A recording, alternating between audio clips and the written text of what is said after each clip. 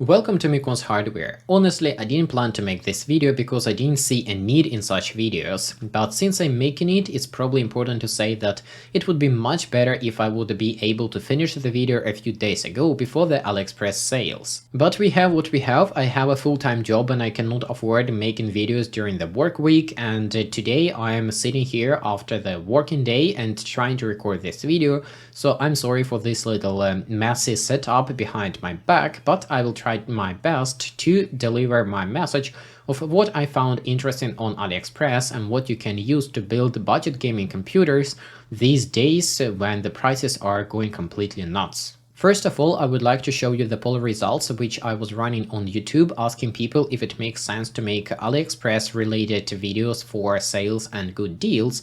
And much to my surprise, more than 450 people responded, and more than 80% of the respondents specified that yes, they are interested in the AliExpress deals videos, which for me is very unexpected, and that's why I'm making this video. In the future, if there will be demand for such videos, I will try to prepare better and make better videos with more deals, and probably not just on AliExpress but on other platforms. For now though, let's get started.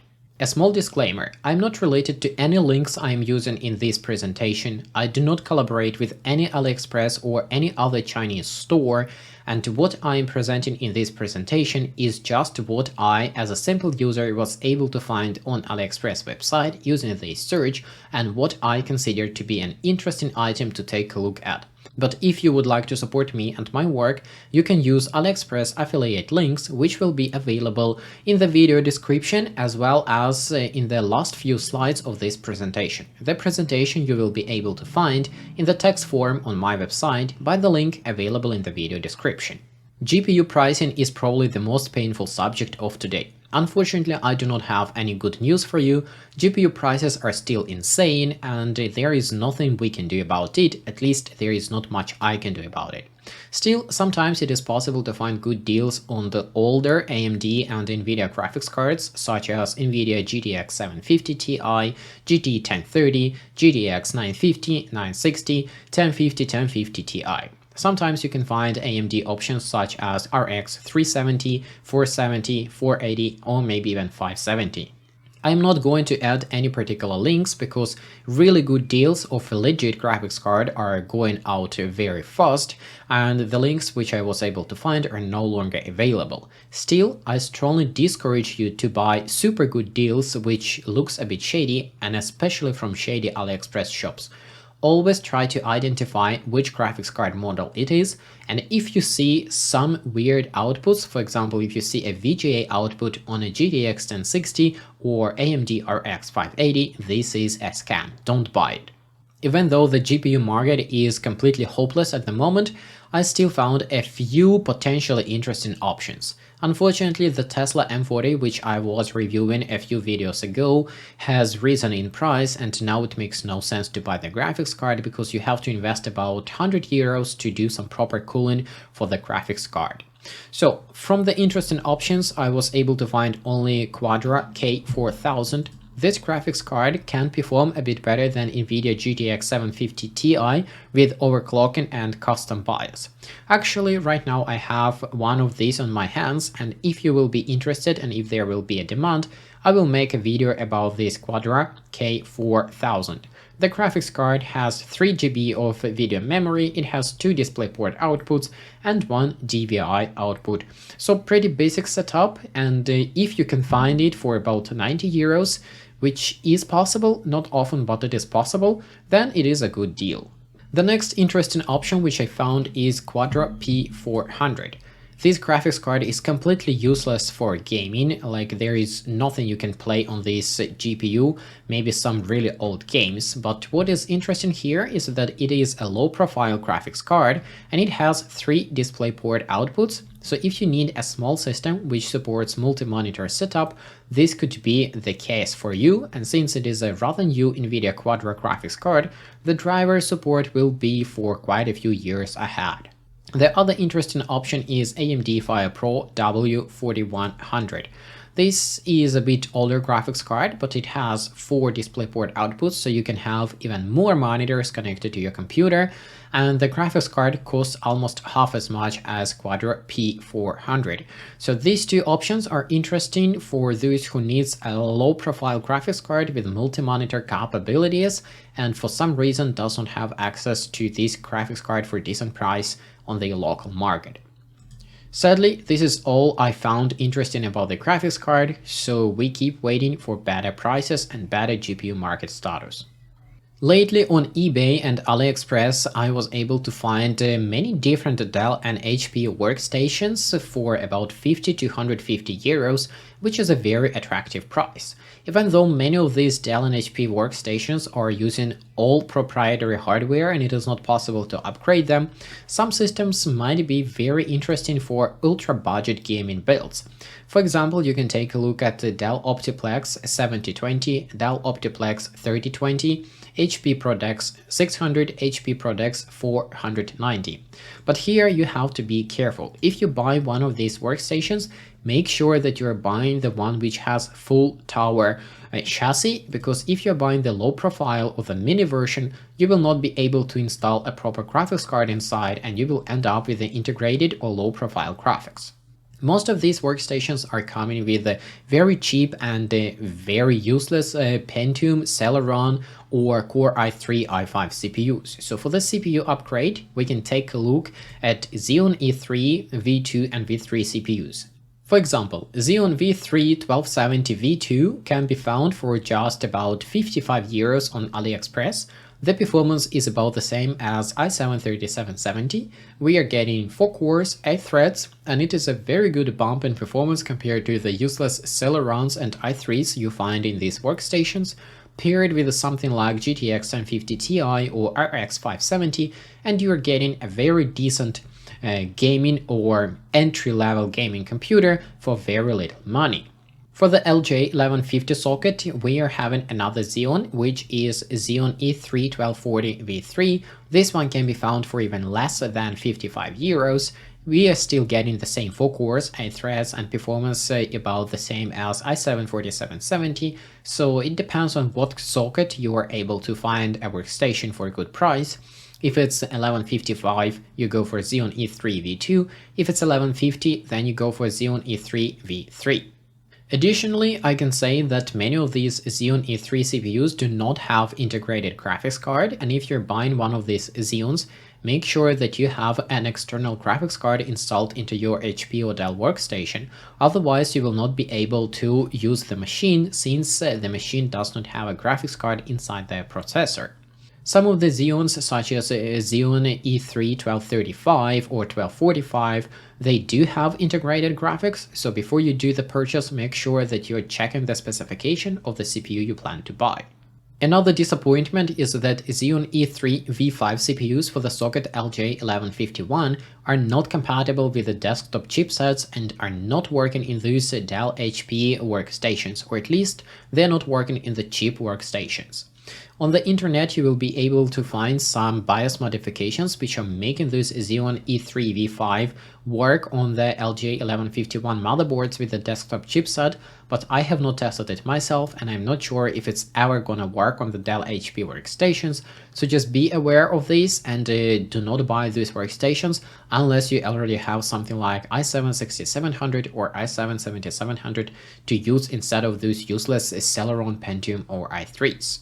One more interesting subject could be an attempt to install QNCT mutant into an LGA 1151 Dell or HP workstation. As far as I know, it is pretty difficult or almost impossible to modify Dell HP BIOS to support these mutants, but if you're interested, I might try to buy one of these workstations and attempt to modify it and see if QNCT would actually work in these Dell HP workstations. Most of these workstations have pretty bad VRM, so it would not be able to handle something like QQLS or QQLT with overclocking, but QNCT does not require much power and the power delivery system in the Dell HP workstations should be just enough. The only problem is the modified BIOS. Would it work or it would not work on these machines? The next option, if you have a bit more money and you can afford assembling an entire computer instead of buying a pre-built or a workstation, would be the old LGA 2011 socket. Yes, in 2021 we are back to the roots to the LGA 2011. Sadly, most of the decent motherboards are either out of stock or overpriced. Still, I was able to find a few interesting options. The first one, which is a replacement for the famous X79 version 272, looks exactly the same and it has exactly the same functionality, but the version now is called version 3.3K3. The motherboard is very basic, it does not have SATA 3 ports, these 4 SATA ports are SATA 2 ports. It also doesn't have USB 3 ports, all of these ports are USB 2 ports. And even though there is a USB 3 header for the front panel, this header is still USB 2.0. Nevertheless, the motherboard has everything you need for the very basic gaming computer or a workstation. If you're installing an SSD, it is better to use NVMe, as SATA 2 are probably gonna limit the SSD speed. It's also important to mention that even though the motherboard has 4 memory slots, it is only dual-channel memory configuration. My favorite X79 motherboard was X79 version 282. Unfortunately, this motherboard is no longer available on AliExpress or eBay. Still, I was able to find a replacement for this motherboard. It seems like this is an identical copy of X79 version 282, but it has slightly different looks, and personally I think this grey, black, red looks a bit better than the old vomiting green color. On this motherboard we are getting USB 3 ports, these two are USB 3, the front header is also USB 3, we are getting a SATA 3 port, the other 3 are SATA 2 port, and we are getting 4 memory channels or quad memory channel. Here it is important to mention that I did not test this motherboard myself and I'm not sure if it is compatible with the original X79 version 282 BIOS, but looking at the picture and at the specification, the motherboard seems to be absolutely the same except of the color, so I would suspect that it is the same X79 version 282, the BIOS shall be compatible and the specification shall be the same. So if you want something more, then this replacement for X79 version 282 might be an option for you. The CPU selection I would narrow to the following options. The first one is E5-1620. This CPU costs about 28 to 30 euros. It has 4 cores, 8 threads and unlocked multiplier, which means you can overclock these 4 cores to about 4.2-4.3 GHz, which is not that bad. Important here is that you need to buy E5-1620, not E5-1620V2. 1620V2 has locked multiplier and it is not possible to overclock it. Thus be careful if you plan to buy the ultra cheap 1620, get the original 1620. The CPU might be a good option for those who are playing the old games which do not use many CPU cores but rely on a high CPU clock frequency. The other option is E5-2689. This CPU right now costs less than 25 euros, it has 8 cores, 16 threads. The CPU clock frequency is about 3.3 GHz on all CPU cores under load, sometimes it may go to about 3.2 GHz, but usually it is staying at 3.3 GHz, sometimes goes up to 3.5 GHz if you have only one core loaded. So if you're playing modern games which are able to use many CPU cores, E5-2689 is the option. If you're only playing the old games which need high CPU clock frequency, then 1620 is your option. Personally, I would always go for E5-2689 because it costs cheaper and it has double as many cores. The last CPU which I would pay my attention to is E5-2650V2. This CPU has the same 8 cores, 16 threads, and the performance is about the same as E5-2689, but the CPU consumes less power and produces less heat. It costs just a tiny bit more, but I think if you are planning to use it for production or if you plan to use it under heavy load, the electricity consumption makes a big difference here and I would opt in for E5-2650V2. Additionally, I can say that all E5 V2 CPUs do not support memory DDR3 2133. With the E5 2689 and E5 1620, it is possible to overclock memory to DDR3 2133, of course if your memory is supporting this speed, but with E5 2650 V2, memory overclocking is limited to DDR3 1866.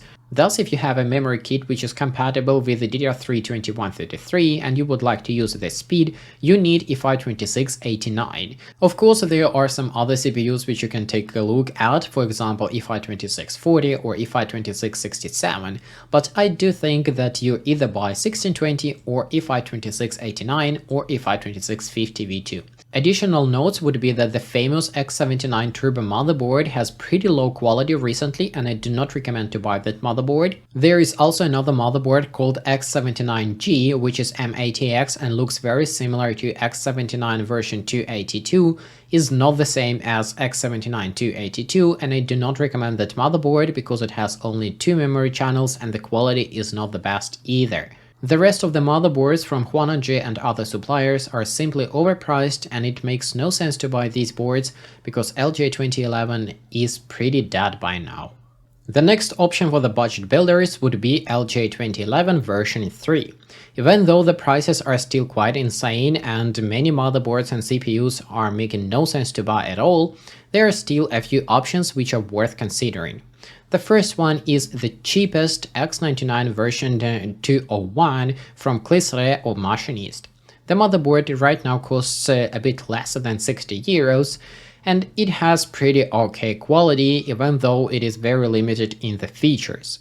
On the motherboard you will find 2 SATA 3 ports, 2 SATA 2 ports, USB headers are available for USB 2 and USB 3, and on the back side or the I/O you will get 2 USB 3 and a few USB 4 ports as well. On the motherboard itself you will get M.2 slot for PCI-Express NVMe drives as well as SATA SSDs. The motherboard has 4 memory slots for DDR4, which is working in quad-channel memory configuration.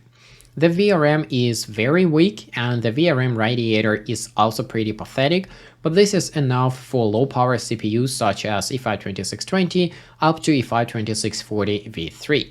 The next budget option would be Machinist X99 RS9.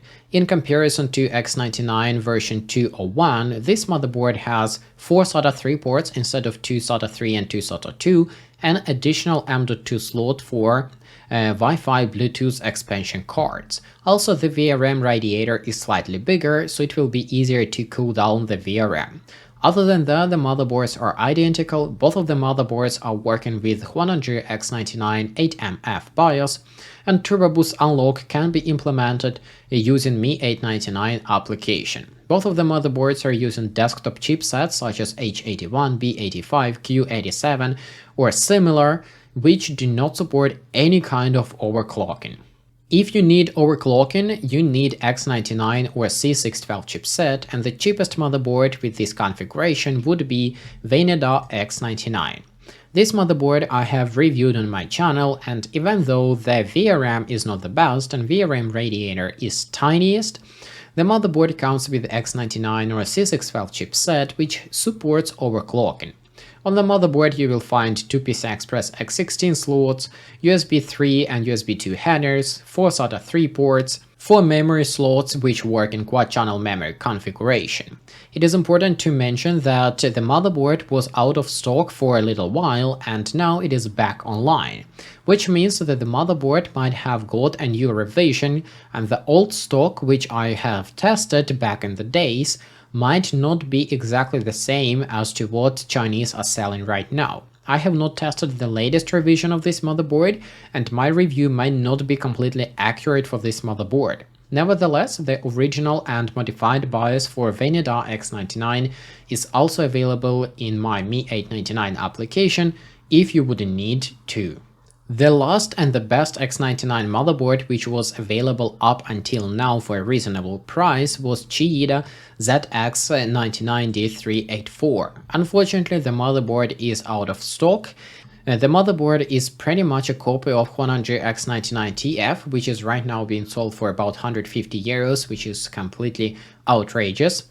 In comparison to X99TF, this motherboard has got a plain radiator without fans for the VRM. It also does not support sleep mode, and it is limited to DDR3 1866. If HUANAN GX99TF can overclock DDR3 memory with the CPUs which support DDR3 to DDR3 2133, then this Chiyoda motherboard is limited to DDR3 1866. It is also important to say that a Chiyoda motherboard comes with horrible BIOS out of the box, and if you would like to use the motherboard, you need to use BIOS from iEngineer. Development of this BIOS was sponsored by me, but that BIOS is working way much better than the original BIOS. So if you manage to find this motherboard for less than 100 euros and you really need such a big motherboard with the DDR3, DDR4 support, feel free to buy it. And make sure to use the better BIOS, because the original one, as I said, is pretty pathetic. Now, for the CPUs, we have a few interesting options. The first one would be i5-2623V3. This CPU is interesting because it costs only 22-23 euros. It has only 4 cores, 8 threads, but the CPU clock frequency goes up to 3.5 GHz. Thus, if you need the cheapest possible CPU for the X99 LGA 2011 version 3 platform, this could be your option. I would strongly recommend to spend a bit more and buy i5-2620V3, which has 6 cores, 12 threads, frequency slightly lower, 3.2 GHz, but sadly the CPU is currently costing about 35 euros, which is more than 10 euros extra. For 10 euros you can buy a CPU cooler, for example. Nevertheless, even at 35 euros, i5-2620V3 is a great value option if you can also get a motherboard for a decent price. The other interesting option would be i5-2630V3. Lately, the price for this CPU went down to less than 40 euros, and with 8 cores, 16 threads at 3.2 GHz, this is a very interesting option. I'm not sure why the price for this CPU went down, maybe because people didn't make video about it and the buyers didn't buy them, and Chinese were just forced to throw the price down to be able to attract more customers. But right now I have 2 of these CPUs, I have done some tests, and the CPU is pretty good. If there will be a demand for detailed testing of i5-2630V3 and I will have a chance, I will do a video about it. Another possible option is i5-2637V3. This CPU is kinda unique, it has only 4 cores and 8 threads, but its frequency goes up to 3.7 GHz.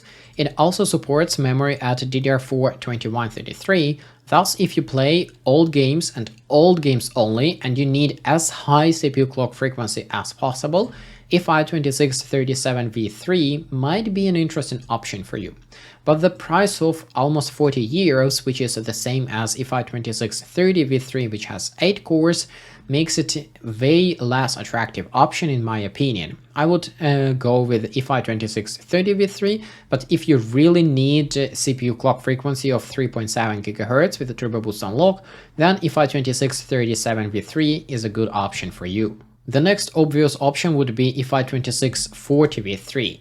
Even though the CPU now costs about 50 euros, 8 cores, 16 threads at 3.4 GHz is a very good investment, and the CPU can play basically all modern game, and 3.4 GHz with the 8 cores is good enough. You can install it with a graphics card such as GTX 1070 and it will be just fine.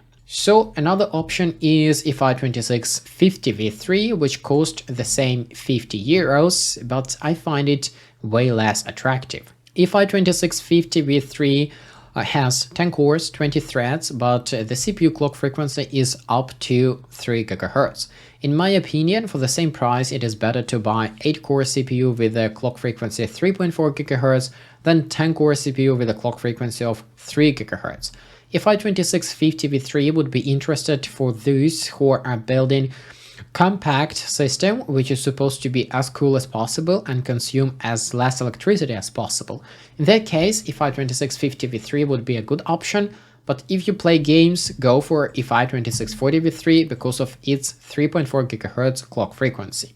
The last interesting E526 CPU would be E52660V3, which right now can be bought for about 65 to 70 euros. The CPU has 10 cores and 20 threads, but this time we are getting 3.3 GHz. Here I have made a mistake. E52660V3 supports DDR4 2133, it's not limited to DDR4 1866.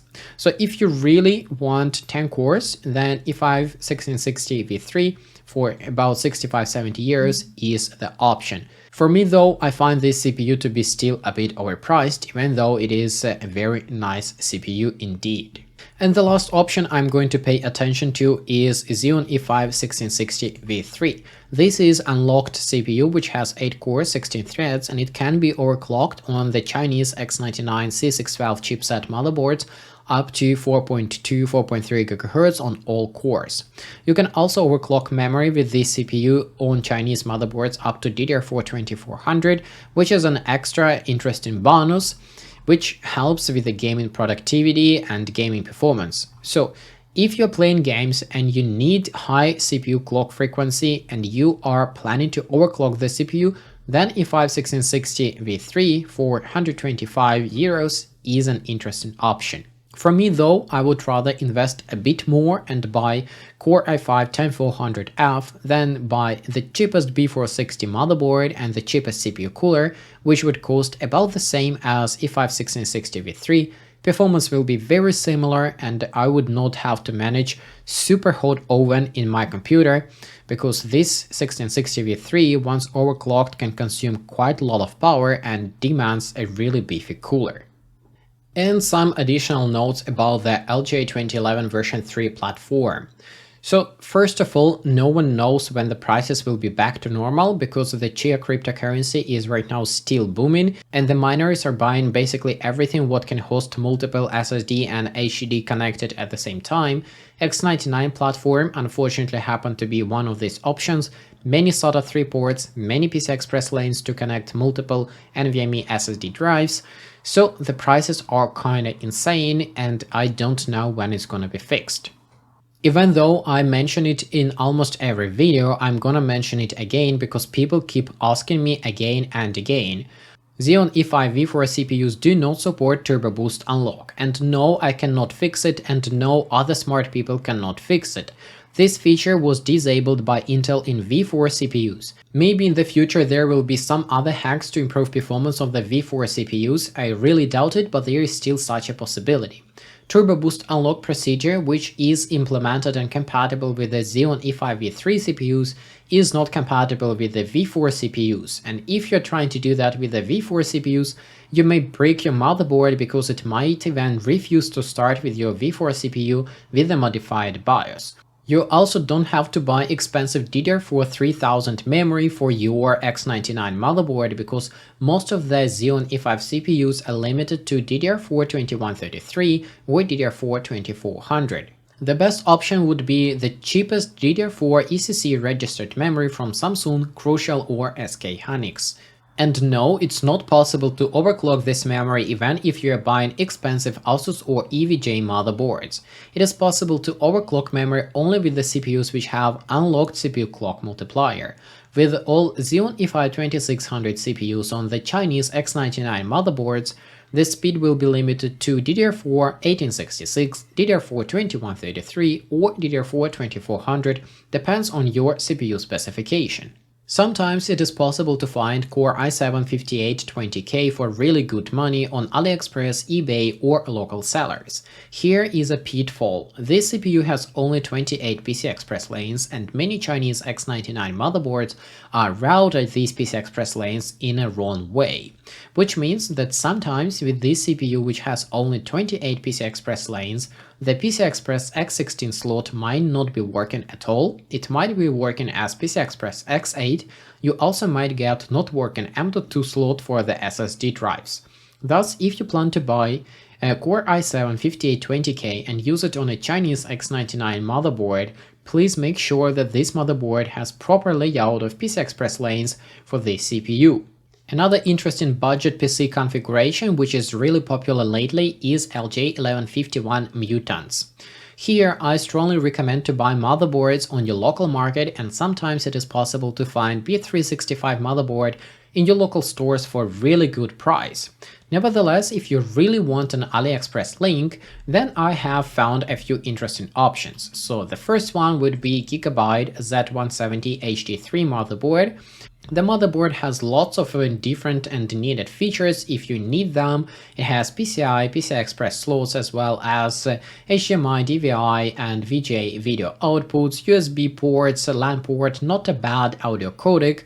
The problem of this motherboard is the VRAM. The VRAM is rather weak and it is not possible to overclock 8-core CPUs on this motherboard, and I would not even recommend to install 8-core mutants with a stock configuration on this motherboard. The best fit for this Z170 motherboard would be QTJ2, which has locked multiplier, with QQLS or QTJ1, which are 8-core unlocked CPUs. If you attempt to overclock it, and maybe even with the stock configuration, under heavy load the CPU will drop its frequency because the VRAM is simply not able to supply enough power to feed the CPU. Another interesting option is Asus TUF B365M Plus motherboard. This is LGA 1151 version 2 motherboard, and I did not test this particular motherboard, but I have tested similar and the performance is pretty good. The VRAM is not the best either, but you can attempt to install 8-core CPU here and maybe you will be able to do some overclocking, but in general I would also limit this motherboard to a 6-core with overclocking. What is more important, that the motherboard comes with the onboard DisplayPort video output. Using this video output and iGPU of the Mutants, which is Intel UHD 630, you can get 4K resolution at 60 Hz. For some this might be very important, and unfortunately you can't get that with HDMI, but you can get it with a DisplayPort. Talking about the CPUs for these motherboards, we have a few basic options. Starting with QNCT, which is a 6-core CPUs with a locked multiplier and clock frequency up to 3.3 GHz, it costs less than 60 euros. For the very basic budget builds, it is a very attractive option, but it's not my favorite one because it costs not that much less, but it has very much lower clock frequency. My favorite one is QTJ2. It costs 85 euros. It has the same 6 cores, 12 threads, locked multiplier, but its clock frequency goes up to 4.3 GHz compared to 3.3 GHz of QNCT. So it's like the whole gigahertz difference. What is more important is that QTJ2 has much higher cache clock frequency compared to QNCT. So the overall performance of QTJ2 is about the same as Core i5-10400F, but for 85 euros plus 65 euros of a motherboard, or maybe you can even find something for 60 euros, you end up at something like 150-160 euros for CPU plus motherboard combo. Then we have two unlocked CPUs, QQLT and QQLS. One is a 6-core option, which currently goes for about 102 euros. Another one is 8-core CPU, which goes for about 157 euros. These are not bad CPUs in any means, but you need to do some manual tuning and some manual overclocking to get the best performance out of these CPUs, because the clock frequency for the CPU and for the cache of the CPU is rather low out of the box, and without overclocking, the CPUs have quite pathetic performance. QQLT loses to QTJ2 without overclocking. And here comes my favorite expensive mutant, which is QTJ1. Right now it goes for about 182 euros, and it has 8 cores, 16 threads, unlocked multiplier. But what's important is that the clock frequency of the CPU cores and the cache is much higher out of the box. And with this CPU, what you can do, you can just slam it into a motherboard, enable multi-core enhancement on B365 motherboards, and forget about it. It will work almost as good as an overclocked version of the same QTJ1. Sure, if you have got a motherboard with a really decent VRM and you can manage the heat production of the CPU, then some overclocking for QTJ1 will not hurt, and you most likely can get this CPU running at about 4.7-4.8 GHz on all CPU cores, which will be awesome, but it will also significantly increase power consumption and heat production. So here you get it. My favorite cheap option would be QTJ2 for 85 euros, and my favorite expensive option would be QTJ1 for 185 euros. QNCT is the best ultra budget option. QQLT, QQLS are alternatives if you want to spend something in between and if you want to tweak with overclocking. If you have a bit more money and you would like to get a bit more modern platform, then take a look at AMD AM4. Yes, it is not cheap at all, and it is hard to find good deals on AliExpress, but B450, A520, B550 motherboards can always be found on the local market because it is a modern platform and these motherboards are still available in your local shops. Especially A520 motherboards can be found for really good money, and these motherboards are not that much worse than B550, so take a look at that. Still, if you would really like to buy something from AliExpress, then take a look at this Gigabyte GA B550 AIM Aorus Elite. The motherboard is an M80X form factor, it has OK VRM, which would be even enough to handle a 16-core Ryzen 9 5950X without overclocking, of course. The motherboard supports PCIe 4.0, not sure if you would need it, but it is supported. It has multiple M.2 slots, multiple connections for the front panel, 2 PCIe X16 slots, basically a modern motherboard with all the needed modern features if you would need to buy an AM4 motherboard from AliExpress. For the CPUs, we start with the best value CPU, which is right now Ryzen 5 3600. On AliExpress, you can find it for about 147-145 euros, which is a great value. The CPU has 6 cores, 12 threads, but it is Ryzen 3rd series CPU, so the performance will be about the same as Core i5 10400F or Core i5 11400F. Depends on what kind of memory speed you will be able to achieve with Ryzen and depends on which game you use to compare these CPUs. The other option would be Ryzen 5 5600X. Of course, at 240 euros, it is not cheap at all, but for Ryzen 5 5600X, which is beating 8-core, Core i7 and Core i9 CPUs, this is a very good deal, especially if you compare this price to the engineering samples of Core i7 and Core i9 for the LGA 1200 platform. Now, if you can't afford buying Ryzen 5 3600 for 145 euros and you really need an AM4 CPU, for example, you have already got an AM4 motherboard or you're planning to get Ryzen 5 3600 or 5600 in the near future and you need just something to run it right now, you can take a look at Ryzen 5 1500X. Right now it costs about 65 euros. It has only 4 cores, 8 threads, up to 3.7 GHz, but it supports overclocking. So even the cheapest B550 motherboard shall be able to get the CPU running at about 3.9 GHz. I almost said 4.9 GHz. The performance overall of this 1500X is not the best, but it will do it if you need to wait for a while or if you already have an AM4 motherboard and you just need the cheapest CPU possible. In all three cases of Ryzen CPUs, Ryzen 5 3600, 5600 or 1500X, it is recommended to get as fast memory as possible and as tight memory timings as possible. The lowest I would recommend with these CPUs is DDR4 3200 CL16.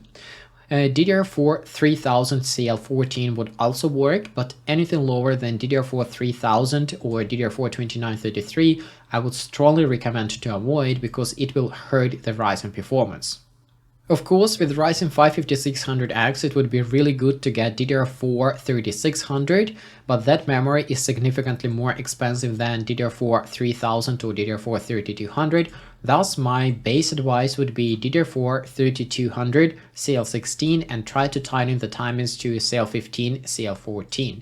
Another option is to try to overclock DDR4 3200 to DDR4 3400 and keep the timings at CL16. And that's it. These were the interesting options I was able to find on AliExpress during these few days where I tried to rush out this video. Again, I apologize for this kind of rushed out video because I did not plan to make the video, but the responses on YouTube for my poll indicated that people are interested to see such videos. And if this video will be successful, if there will be a demand for such videos, I will be making more of these in the future, and next time I will be more prepared and I will probably try to add some interesting options from eBay, Taobao and maybe Amazon, but for now it is AliExpress only. Again, thank you very much for everyone who has participated in my YouTube poll. These kind of answers are very valuable for me and they're helping me to steer my content in the right direction. Sometimes I find something very interesting, but people are not interested at all. I would rather do it for myself and don't spend my resources and time on making videos. And on the other side, some of the subjects I'm not that much interested, such as AliExpress deals, but people really need it and they are interested to see such videos. For me, I find it kind of useless, or at least I thought it is useless, because for me everything is clear. I just open AliExpress and I just do some search and I see, okay, that is overpriced, that is overpriced, this is a good deal, okay, fine. But apparently not everyone is able to decipher this jungle of possible shopping opportunities on AliExpress, and such videos are useful. For now, it's gonna be everything I can say in this video. I hope it's gonna help you with your AliExpress shopping. Thanks for watching, thanks for listening, goodbye.